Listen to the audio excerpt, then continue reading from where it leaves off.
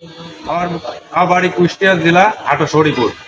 আমার সদর থানা কুষ্টিয়া, আমার হরিপুর বাড়ি 1 নং হাটস হরিপুর 2 নম্বর ওয়ার্ডে। আচ্ছা, আমি 5 আগস্টে এই গুলিবিদ্ধ আহত। আমি এখনো ট্রিটমেন্ট আমার চলছে ঢাকা পুঙ্গুতে। আপনার নাম? আমার নাম জগরুল আলী সুলতান, পিতা? পিতা উম্মত আলী মন্ডল। আমি ঢাকা পুঙ্গুতে এখনো ট্রিটমেন্ট হচ্ছে। এই দেখেন, আপনি আমি কাগজটা এখনো পড়েন, ট্রিটমেন্ট হচ্ছে, এখনো গুলি রয়েছে। তবে বিষয়টা বলুন তো একটু। আমি 5 আগস্টে ভর্তি হয়েছি আহত আন্দোলনে। এই হসপিটাল আমাকে 5 দিন 6 দিন ফেলায় রেখে কোনো ট্রিটমেন্ট করে নাই। আমার পায়ে ঘুরাইলে থেকে গুলি ঢুকেছিল, ইন্ডিয়ান বুলেট, আমাকে কোনো ট্রিটমেন্ট করি নাই।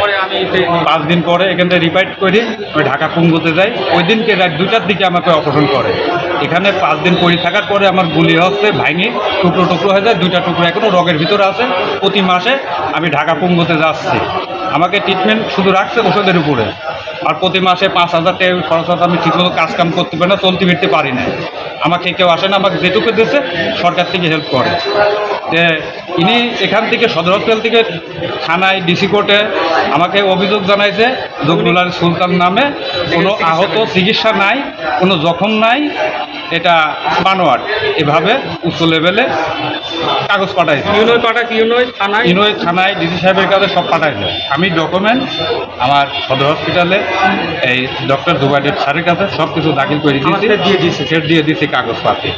কেন উনি আমাকে তদন্ত না করে আগে উচ্চ লেভেলে দিল? আমার পায়ে এখনও ট্রিটমেন্ট আমার চলছে পুঙ্গরে। আমি আবার শনি রবিবারে ঢাকায় যাবো, এটার জন্য জাতি পারছি। কেন এই কাজটা করল? আচ্ছা, আপনি যে জুলাই অবদানের যে যোদ্ধার যে কার্ড পাইছেন, এই কার্ডটা কোথা থেকে পেয়েছিলেন? এটা আমাকে সিভিল সার্জন অফিস থেকে দিয়েছে। সিভিল সার্জন অফিস থেকে দিয়েছে। সিভিল সার্জন আপনার কাছে কি কি ডকুমেন্ট নিয়ে আপনাকে এই কার্ডটা দিয়েছে? আমাকে এই ডকুমেন্টই নিয়েছে সিভিল সার্জন, আমি জমা দিয়েছি ওখানে। আচ্ছা, প্রয়োজন হলে আপনি চেক করে দেখতে পারেন সিভিল সার্জন অফিসে। আচ্ছা, আমি হচ্ছে উপজেলায় ও কাগজপাতি দিয়েছি, আমার ফোন নাম্বার টাম্বার সবই আছে ওখানে।